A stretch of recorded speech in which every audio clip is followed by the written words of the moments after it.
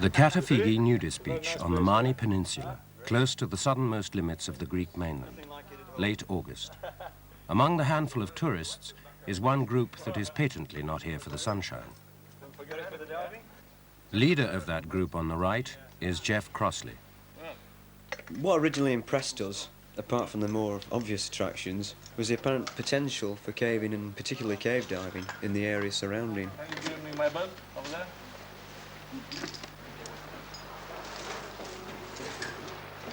The Catafighi cave itself is a magnificent entrance. It's definitely the site of an old rising, and at one time a large stream must have emerged into the sea from here. We'd been introduced to it by Petros Romanos. He's a real enthusiast, and he's the leader of the main caving group in Athens.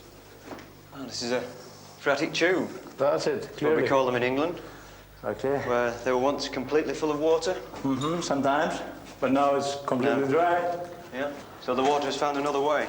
Yeah, it has gone outside. The passages are pretty large. They show all the classic signs of, at one time, having been filled to the roof with water, completely submerged. So, as you're going along, you begin to wonder, where's all the water gone now?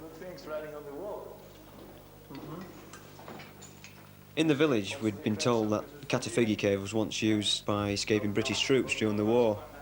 Now, though, apart from its natural curiosity, I suppose, it's a source, or potential source, of fresh water for the village. And goes further on.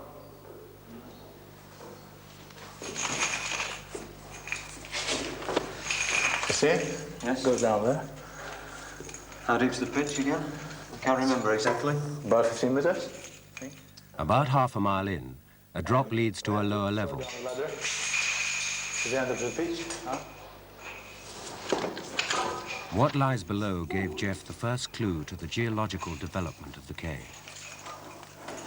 At the bottom, you find out where all the water's got to, because you're faced with this very large lake, but in fact it's the entrance to water-filled passages, both upstream and downstream.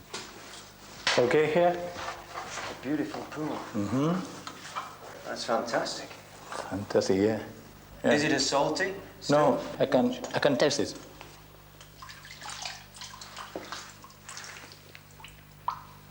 Mm-hmm. It's clear water.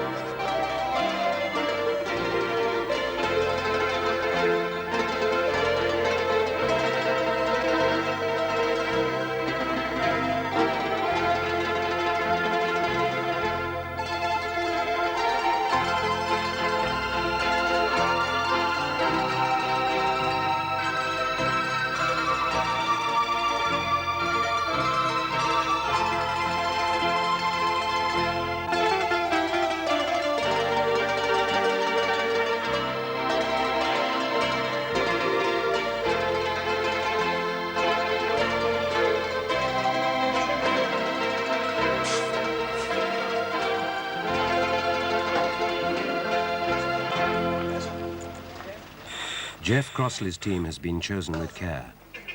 Julian Griffiths has got a lot of cave diving experience. It was he who made the first trip to Catafighi and realised the potential of the area. Charles de Archambault, in charge of equipment, is an ex-professional diver who's now got his own diving business. Although he's not a cave diver, his all-round knowledge was felt to be a great asset to the trip. Paul Atkinson's a professional diving supervisor. He's a very experienced cave diver and combines that with a knowledge of underwater photography. While Steve Dudley only recently combined his diving and caving experience to start cave diving, so he was acting as support diver. Our other key divers, Ian Watson and Johnny Shaw, were yet to arrive, but in the meantime there was plenty to get on with.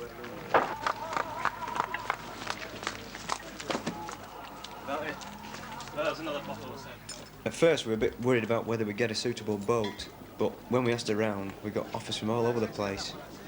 I think the local fishermen really, they just wanted to earn some more money. Anyway, apart from anything else, I think they were just curious as to what we were up to. Escapes azul.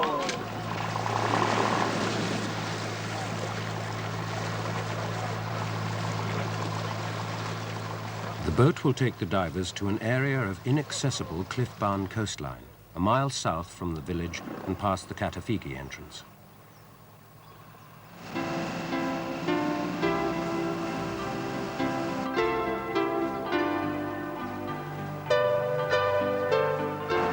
We knew that the water from Catafiki in the submerged passages had to come out somewhere, and on the first trip to the area we'd discovered a sea cave further down the coast called the Spring of Dracos. Dracos had fresh water coming from it, and our earlier explorations had led us to believe that there was a direct connection between there and the submerged passages in Catafiki.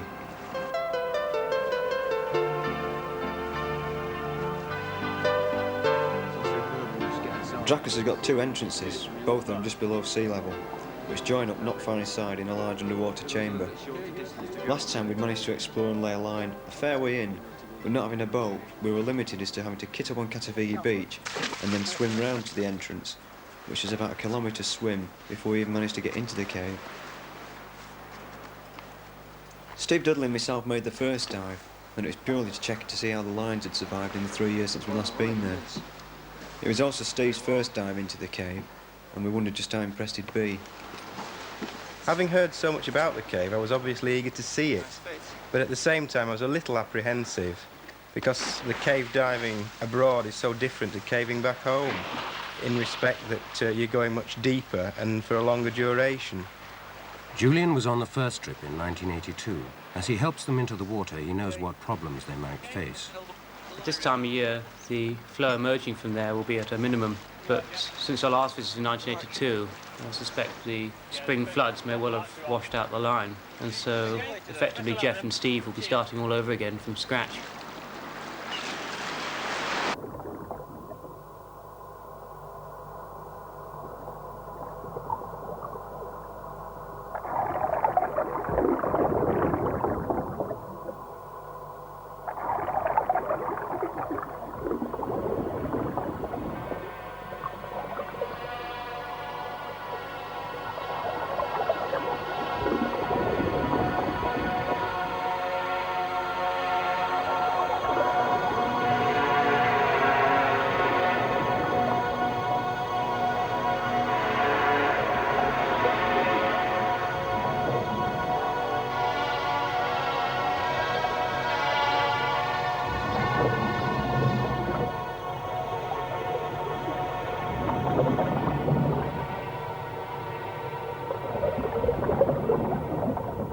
The most striking thing was the underwater stalactites and stalagmites.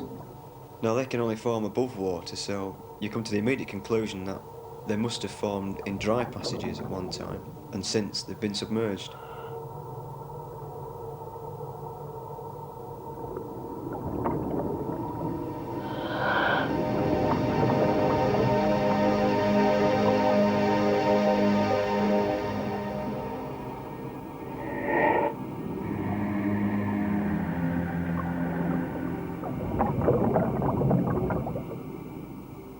The divers carry two independent breathing sets, not on their backs, but side-mounted, where they get the greatest protection. Cave diving has developed its own safety rules. The third's rule states that of the total air, a diver may use 1/3 going in, 1/3 returning, and saves the final third for emergencies. The system we tend to adopt is to change valves every 5 or 10 minutes, and so use the two air supplies alternately. That way you're constantly checking that they're both working okay.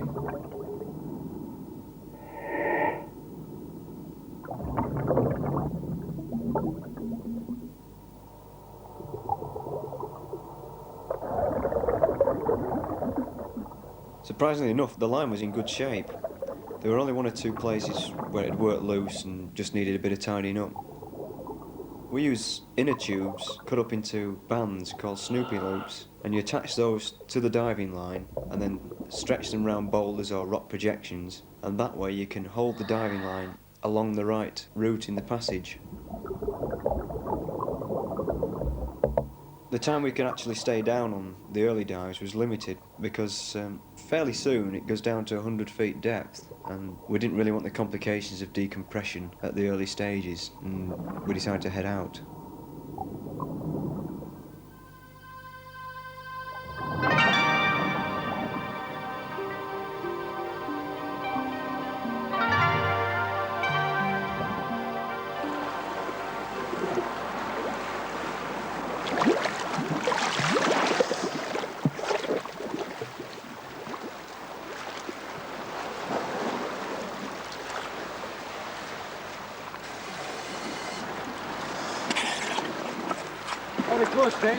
Fantastic.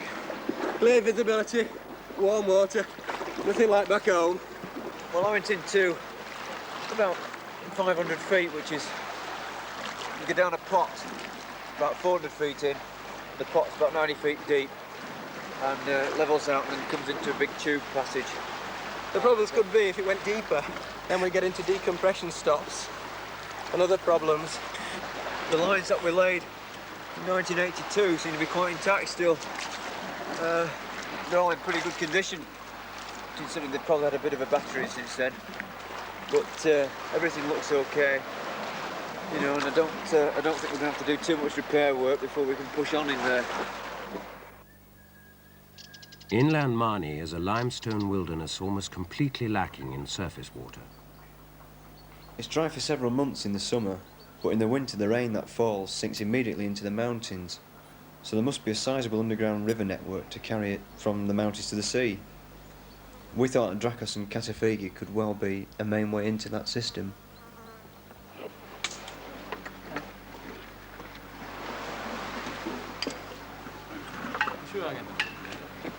Expedition Day 6. While work continues at Dracos, diving operations are also started at Catafigi.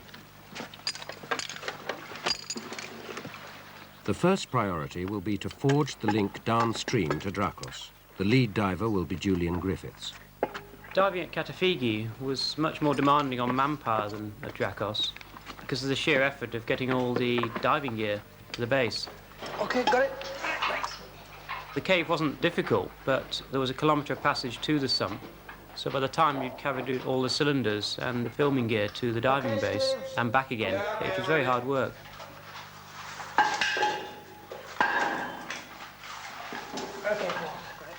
Steady. Surface, underground. How do you read? Over. Receiving, Paul, over.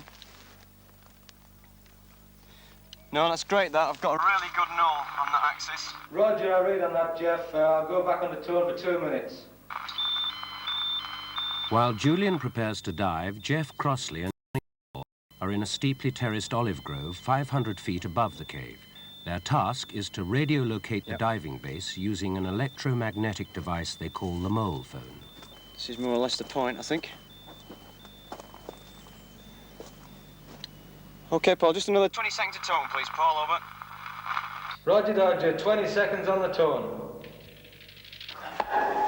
The last time we were here, this sump was pushed for about 200 metres. At that time, the flow in the cave was quite strong, and we experienced quite considerable problems coming up against that current on the way back. So this time, with the reduced flow, we don't envisage any such problems. Okay, Paul, receiving you. I think we now have you within a few metres. What we'll do now is I'll close down on this and we'll try and do the surface survey across to Dracos. Roger, Jeff. These measurements, when plotted on the survey, give a straight line distance between the diving bases of about 2 kilometers. This means that there must be at least 1.5 kilometers of submerged passage left to explore. Downstream Catafigi is quite complex. It is Julian Griffiths' task to find the way on.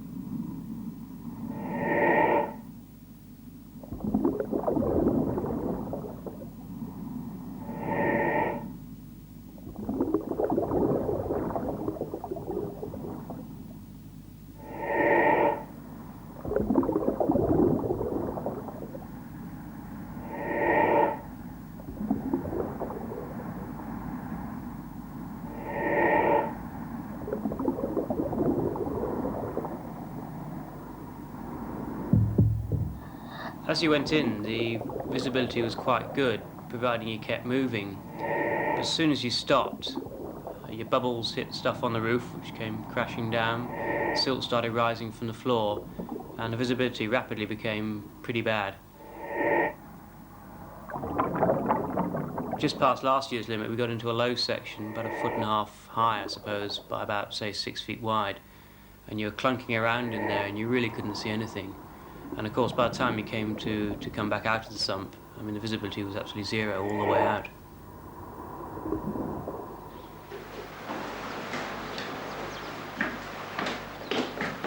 At the entrance, Ian Watson is waiting. How'd it go then, Joey? Yeah. So about 300 metres in now, but it's splitting up and there's silt everywhere. You get to a low section about 250 metres in, it starts getting really low, doesn't it, Paul? Yeah, I pushed through this low section, it was really horrible. Shirt coming off the roof, bottles clanking, there's no viz whatsoever. Yeah. You can't even read the gauge, it's that black. And you get out of there and the passage starts enlarging a bit, but just beyond there it starts splitting again and you go over a lip of a pot. You see all these great big silt banks going on down. And went down there to 29 metres and... 29? 29, yeah. Starting to get a bit silly, isn't it? Yeah. I think you're far better off trying from Dracos, to be honest. Charging base for the divers' air cylinders is the hotel back garden. Today it is Paul Atkinson's turn. Diving isn't normally allowed along this section of coast, so there's no facilities in the area. So we had to bring our own compressor along with us. After each dive, all the equipment must be meticulously checked. Ian Watson cleans and checks the valves. He will make his first dive into Dracos in the morning.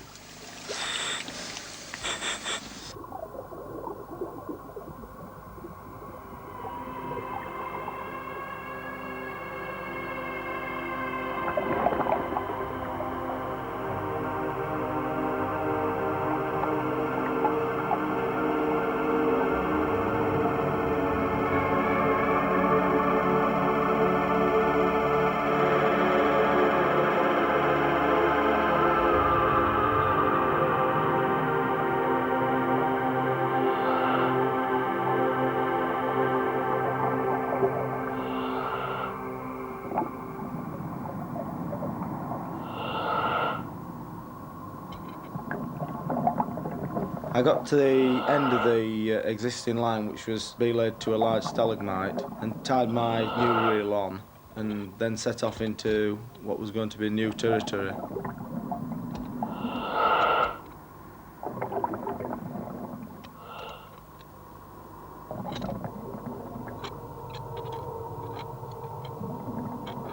The main reason why we lay a line is so on the return journey, when the visibility's gone, we can find our way out of the system.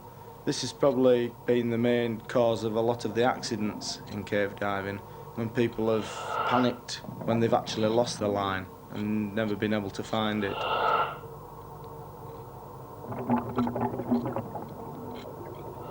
The equipment that we have used and the techniques that we're using on this expedition have mainly been developed over the last 15 years. These systems have been designed by trial and error, and some of the errors have actually been fatal. At one time they used to use a single tank, now we're on to double tanks, so you've two independent systems, so in case one does fail, you do have a backup system.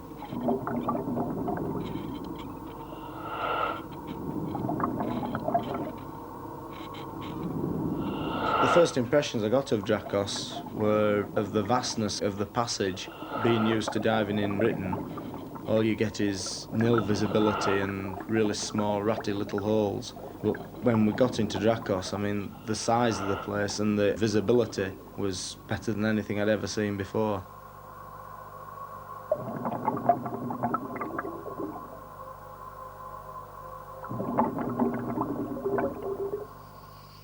Down the left-hand wall there, didn't it? Yeah. And then from there we got probably another 100, 150 foot possibly, further on. Well, I passed on from where Ian stopped.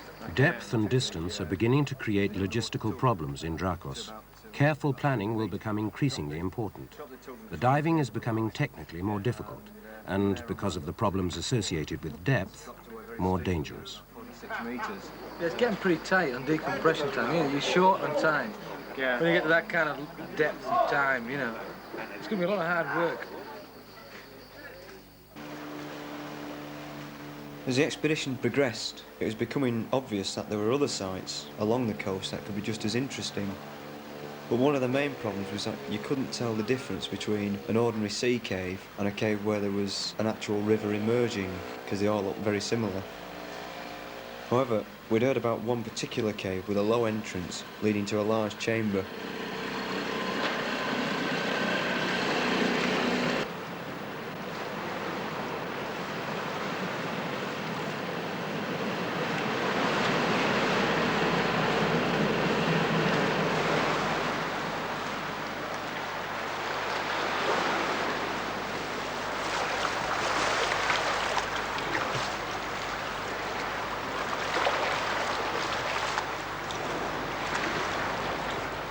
We had a look around, but it seemed obvious that the only way on lay underwater.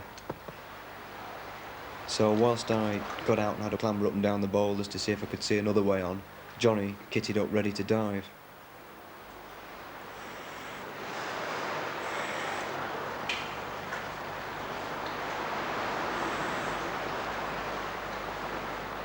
Johnny had seen a possible way on below the surface.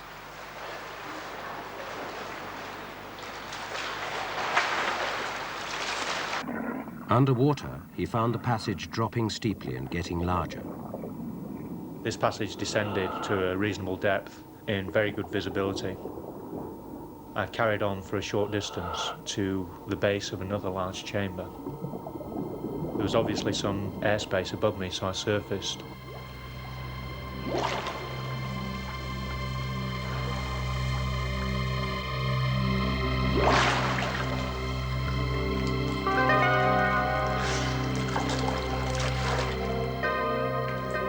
I had a good swim round the chamber looking for a continuation.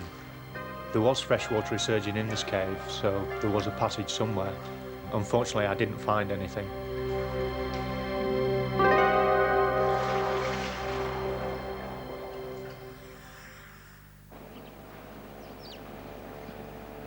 Nearly 2 weeks into the expedition, Jeff and Johnny investigate perhaps the most dramatic phenomenon of this part of the Marni coastline.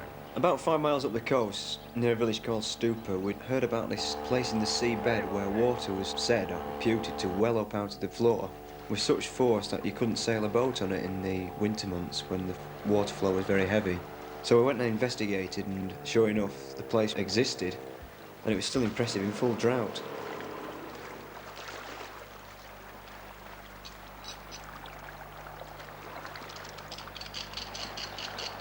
We dropped a shot line from the side of the boat, and that indicated a depth of about 15 metres or 50 feet.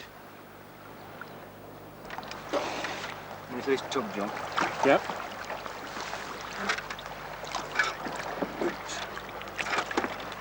Put it there. Put the handle there. We'd already looked at a rising of this type, which just showed water coming up through gravel on the seabed. So it was anybody's guess as to what we'd find here.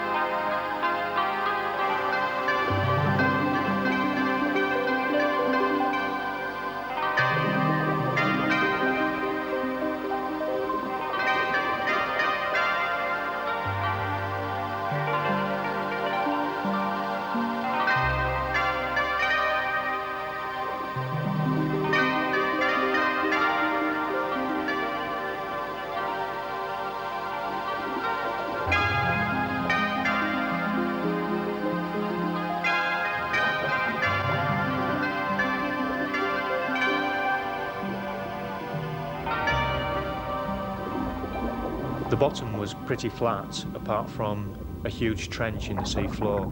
I dumped the scooter and together with Jeff we swam off, not knowing quite what to expect.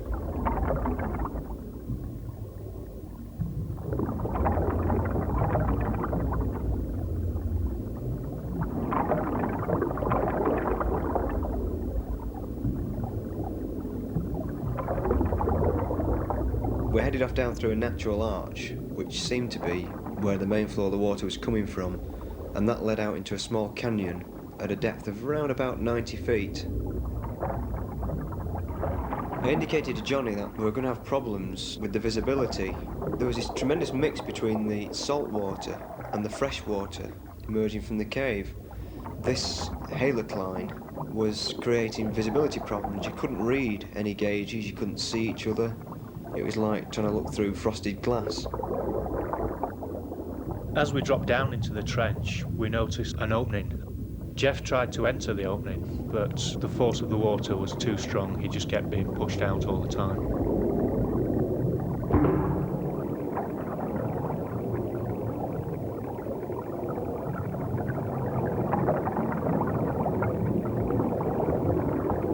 Below us, we could see what seemed to be the largest opening where the water was coming from.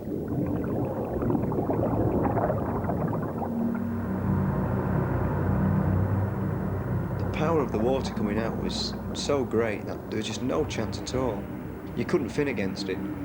All you could do was actually get hold of the rock and drag yourself in by your arms, so it was like rock climbing underwater. As soon as you actually got within a few feet of the slot where the main flow of the water was coming out, it just bowled you over completely. There was nothing you could do about it. In the end, we just had to give it up as a bad job. When you remember we were diving in the middle of summer in an extreme drought, it makes you realise what the force must be like in the wet season. Knowing the problems that the locals have finding fresh water, we couldn't help but wonder if there was some way this source could be tapped.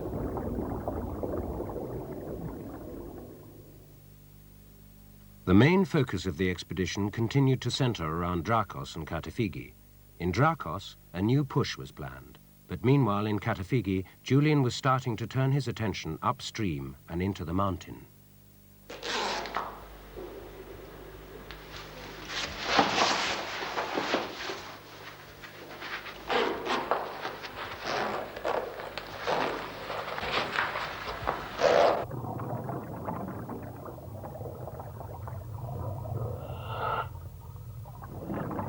We'd been holding back on diving upstream Katafigi because we didn't want to stir up the visibility before we were ready to come in with the film cameras. The water in the sump is crystal clear, but you still had the strange layering effect of salt water on fresh water, which gave you at the margin the same strange optical effects that we'd seen in the sea. It really is a very strange sensation when you first come across it, but we'd already seen it in these sumps back in 1982, so in that sense we were quite used to it.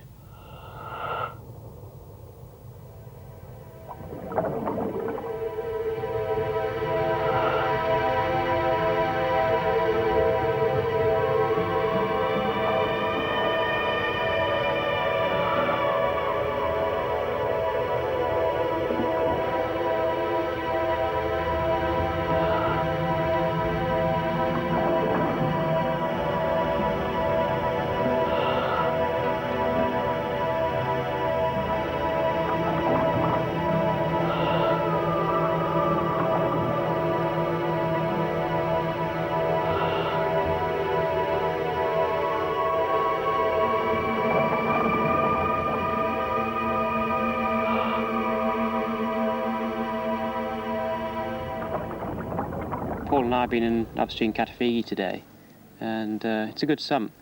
Visibility is good there and also on the way back. And the passage is a reasonable size and there doesn't seem to be too many route finding difficulties. But for the time being, I think we're probably better off Jeff continuing upstream Dracos to see if he can get anywhere near downstream Katafigi. I don't think there's much point in trying downstream Katafigi because it's too complicated and too muddy down there. I've got 397s. Right. No, 497 in fact, because we've got... I'm going to ditch one. If you Upstream, the possibilities are immense, but the connection with Dracos remains attractive. the other, if you take the other backpack in and ditch it about 200 metres, then I can go in. A push forward in Dracos is now a major logistical exercise. The time spent at depth will require carefully planned stops at specified depths on the way out to decompress. That in itself will mean extra air, more air than one man can carry. Because then if it goes any deeper than 190 feet, then we'll have to rethink it again, I think. I think it's the best thing to do, isn't it? I'll give you plenty of gas. Yeah. And you'll put another one in the entrance chamber for decompression as well.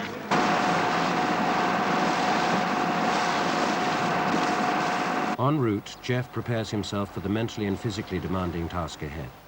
Well, today we're going to hopefully push on beyond where I got to on the last dive here, which was a dive which went down to 400 and just over 400 metres in, but where the depth had dipped down to 46 metres, about 150 feet. So we're running into decompression problems now, and also the amount of air that we can carry to push on very far. So what we're having to do is stage cylinders. In other words, we've got to dump cylinders in there so that I can be absolutely safe with the amount of air I've got for decompression on the way back. Hopefully I'm going to have a 100% safety margin so that if anything does go wrong, and then I can use the spare cylinders which we're going to ditch in case my own air reserves are getting a bit low, the air that I'm carrying. So today we've allowed for the sump to go down to 190 feet, 58 metres, and that's what we're working the decompression times on. If it goes below 190 feet, then I'll just have to turn back because we won't have worked that out and we won't have got the air reserves correct. So I'll have to just turn back if it goes below 190 feet.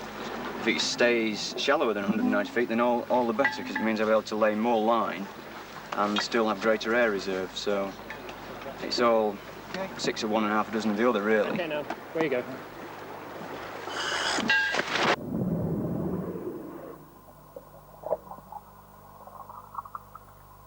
Jeff will be alone for the next 2.5 hours, out of communication, in a dangerous and hostile environment.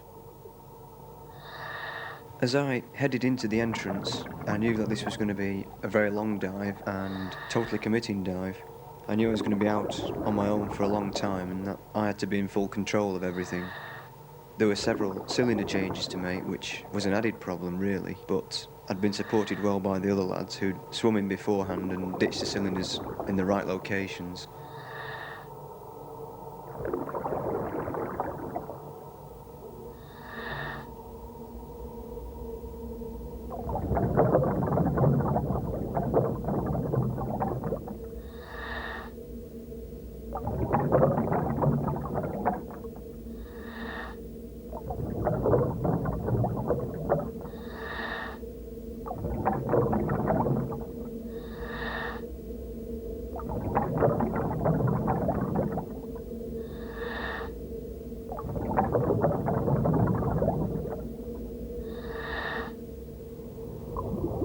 I got to the head of the pot and descended down. Of course, by this time you're getting into 100 feet depth. It was quite a slow manoeuvre carrying 3 big cylinders. It was difficult, particularly as you're swimming upstream.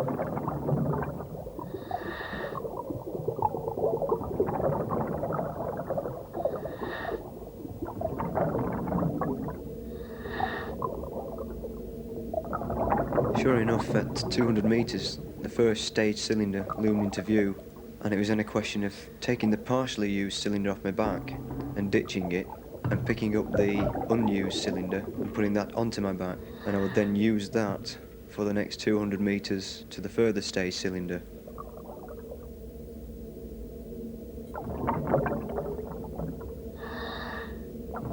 It's a little bit more difficult than doing it in open water when you've got no side-mounted cylinders as well. Although they were big cylinders, at a great depth, they don't last very long, unfortunately, so we had to carry more cylinders than was perhaps necessary, but it all added to safety, and the more air I had and the more valves, obviously the happier that I felt.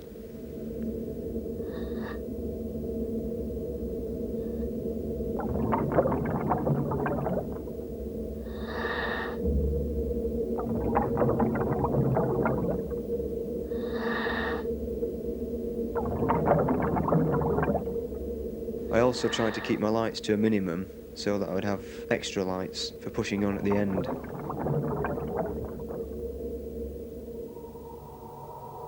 Between the two stage cylinders, there's a section of passage which is absolutely superb. It's a gigantic phreatic tube, and swimming along it is like swimming through the middle of a giant pipe.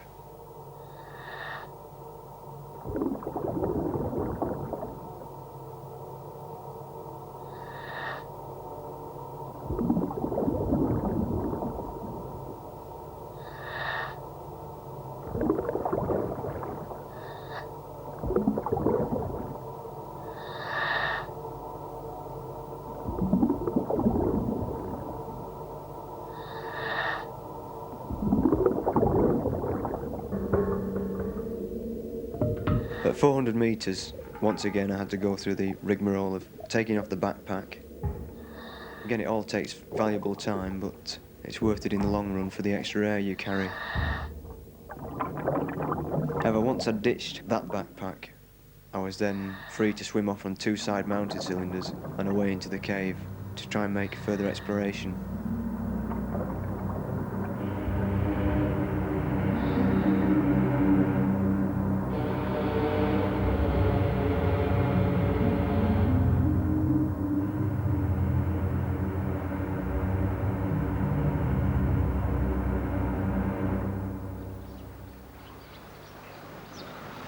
Should have tied on the line by now and set off further in. All depends on how deep he goes and when he turns back. He should be pushing on around about now.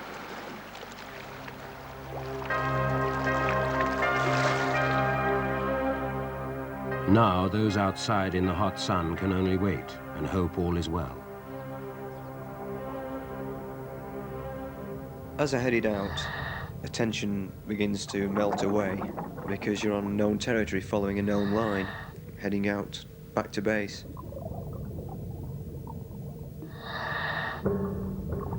I had to go through the whole procedure in reverse, and it's really just a question of switching to like automatic pilot.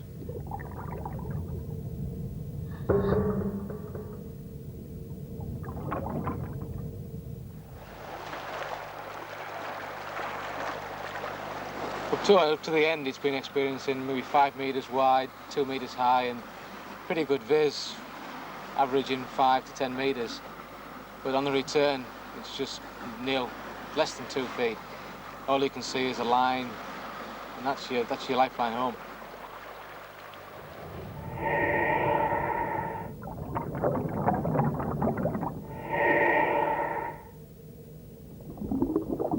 Unfortunately, the visibility tended to be stirred up quite badly on the way out, and so it really was a question of keeping a firm grip on the line and keep finning. I put all my lights on the way out to ensure the best visibility that I could possibly get.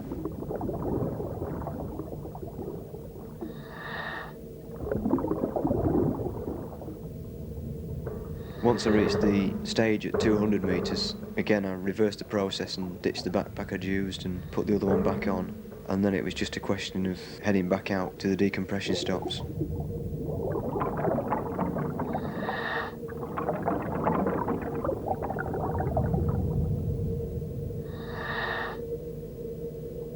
I reached the bottom of the pot after about 2 hours away, and although I'd actually planned the dive with the decompression tables on my wrist, we had tied a set of decompression tables to the line at the top of the pot for safety's sake.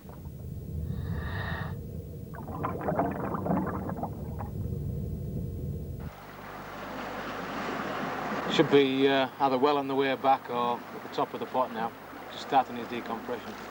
Ian Watson is ready to dive. He plans to meet Jeff at his first decompression stop. I decided that I'd go in when Jeff was going to be at the decompression stop.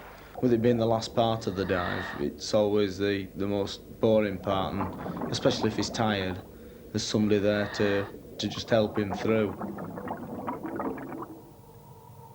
I could also help him check his decompression stop and work out the times for him.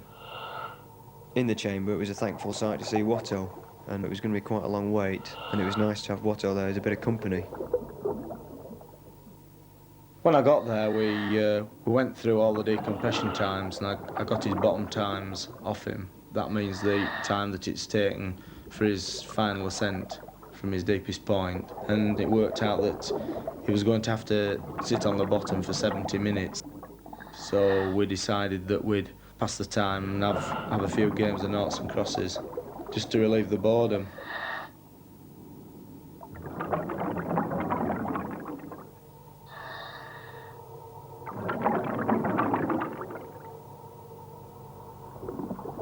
Once the decompression stop in the entrance chamber was up, I then headed out into the open sea to make the final and longest decompression stop. This was to be made at only 10 feet depth, right beneath the boat, in the sunlight, and after 3 hours away, the last thing you want to do is hang around on a shot line for an hour and a quarter, particularly when you know all your mates having a good time up on the top. But it gave me a lot of time to reflect on the dive itself.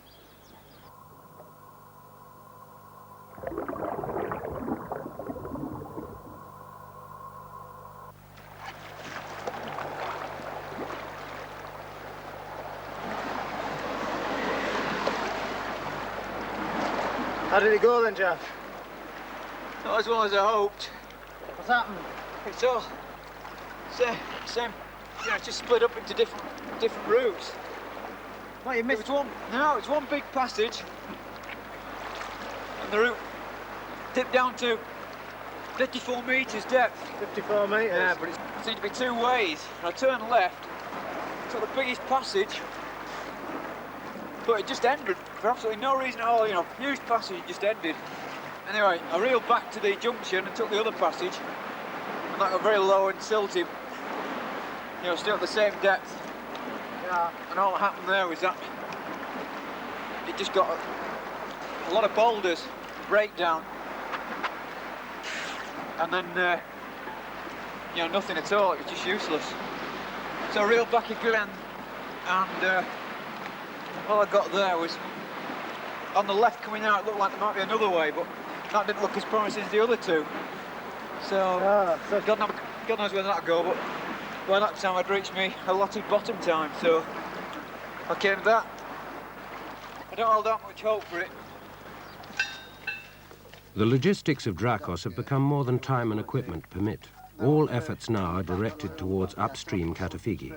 Ian Watson will be lead diver. Julian had dived to over 1,000 feet in upstream Katafigi, and we were wanting to film as far as what he had been to. This involved a lot of extra equipment, including 2 1-kilowatt lamps. That meant carrying something like your own body weight in equipment. The thing you need to do is to get all this equipment sorted out, especially if it's new equipment that you haven't used before, so that you don't get into a tangle when you're in an underwater situation. That's it. How's everything going? I think we just got sorted. That's the right, I think. What's your log like? Have you tested it, Julie? No, it's right now. Who's the one up? The other one up. Operating the camera will be Paul Atkinson. We had to concentrate on the filming first because the visibility was getting stirred up by each trip. We had to go deeper and deeper into the cave with every dive, try and get some really good shots. And it was this section of the cave that was the best of all.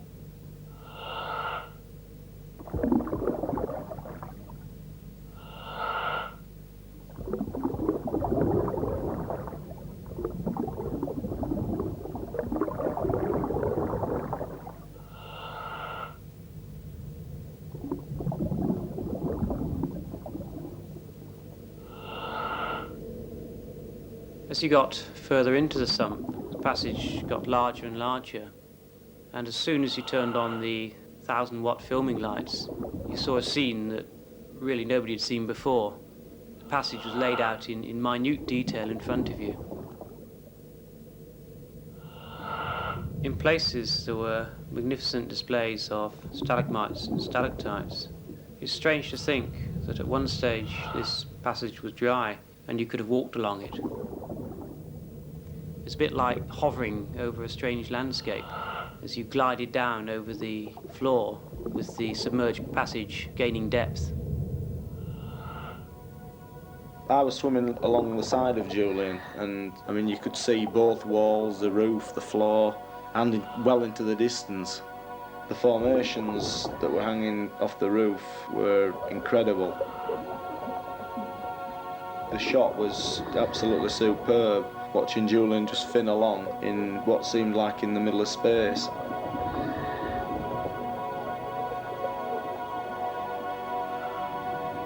In places there was a perfect layering effect of the water. To the diver behind, it looked as though you were skimming across the surface of a lake, sometimes dipping into it and sometimes coming out again, except of course all the time you were 20 meters below the water surface.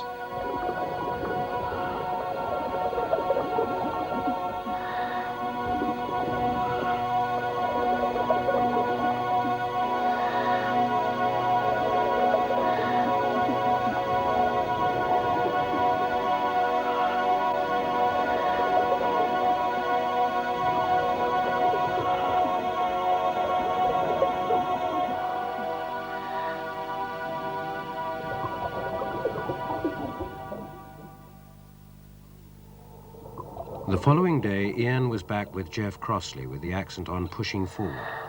We swam round the corner and it just looked as though the walls had disappeared. I looked across and I just saw a big black space where nobody's even looked at. It's crazy. It's totally crazy. I tied the line rail off and just dropped the line rail, and I mean, it was a good 15, 16 foot below me where the line rail actually hit the floor. And I mean, I was just in the middle of the passage, so you can tell by the size of the passage. Absolutely phenomenal, you know, I've never seen anything like it. Huge passage, crystal clear, it's just enormous, you know, and it's carrying on. Absolutely fantastic.